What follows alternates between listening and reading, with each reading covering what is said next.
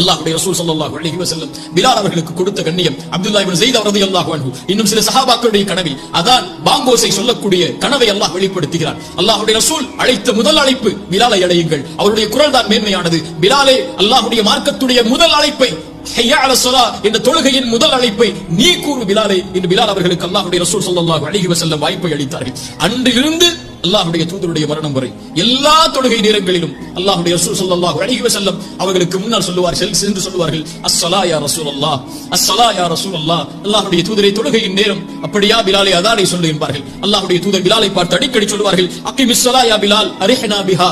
பிலாலே, தொழுகையை நிலைநாட்டு பிலாலே, தொழுகை நிலைப்படுத்துவதற்கு இக்காமத்தை சொல்லுவதற்கு தயாராக பிலாலே, அதை கொண்டு நம்முடைய உள்ளத்தை ஆசுவாசப்படுத்து, அதை கொண்டு நம்முடைய உள்ளத்திற்கு நிம்மதியை கொடு என்று அல்லாஹ்வுடைய ரசூல் ஸல்லல்லாஹு அலைஹி வஸல்லம் சொல்வார்கள். அஸ்ஸலா யா ரசூலல்லாஹ், அஸ்ஸலா யா ரசூலல்லாஹ். ஃபஜ்ரில், துஹரில், அஸ்ரில், மக்ரிபில், இஷாவில் எல்லா நேரங்களிலும் அல்லாஹ்வுடைய தூதருடைய